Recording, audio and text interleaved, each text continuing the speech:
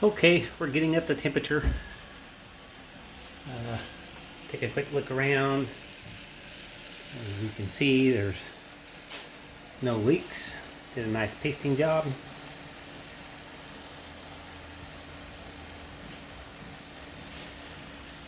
It's an old leak. Thought maybe I was wrong for a second. None of the joints are leaking. Everything working out well. Let's see, we are hitting 180. It won't be long and this will be spitting out whiskey. So since we're hitting that temperature, let's turn it down some.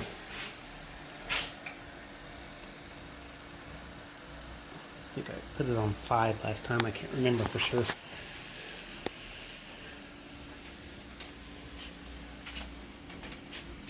And let's see, how's our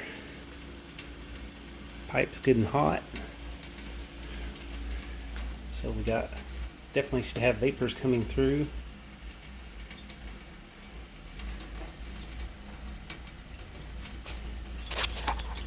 And there she goes. If you can see, it's a nice steady stream. I think I need to put a coon pecker in there so it flows a little better. Let me go get that. Okay, there we go. Get close so you can see the flow. Nice even steady flow. It's running pretty quick, but this is it's a pretty good sized pipe for this size steel. We got 1/2 inch inside diameter pipe. So, and I got a nice big worm so we can fill the pipe up with vapor and condense it back down, knock it back down into liquor real quick without having to worry about any vapors. Sometimes if you don't make your coil right, long enough, big enough, vapors will come out the end. It won't condense everything, and you'll lose stuff, and that's not the safest thing either. But you can do what I did the first time when I made this coil was you can not make it.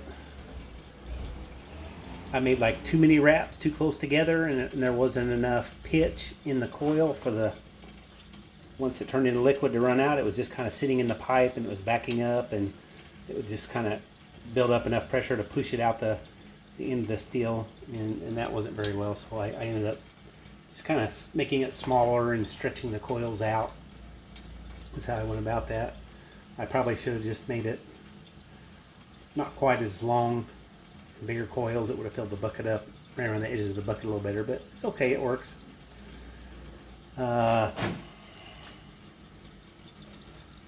See, I'm gonna do about half of that jar and give it a little sip. And I'll come back when that's about half full, and we'll give it a little sip and see what it tastes like. Oh, ended up with one tiny little leak. I don't know if I can show it very well. I had to fix it. I just put a little more flour paste on the bottom side. It was just barely a drip. It was making just a, I think I caught probably the first one. It made a little drip right there, and then I fixed it and we got that. I slowed it down some. Seemed like we was going a little fast. Now we're getting a kind of a stream drip. That's what I kind of go for. And we're close enough to a half jar. Let's take a taste and see what it says. I'll set you down for just a second.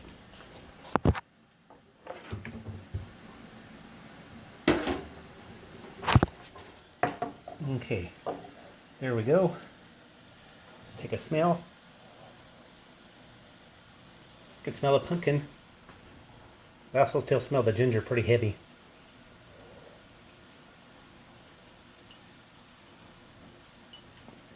Whew.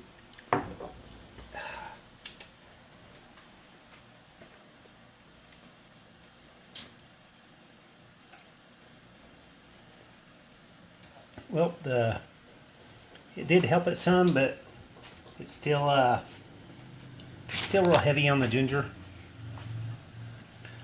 But I'm gonna do several cuts, and we'll run this down and see what it tastes like later on. And we'll come back when I get it mostly done.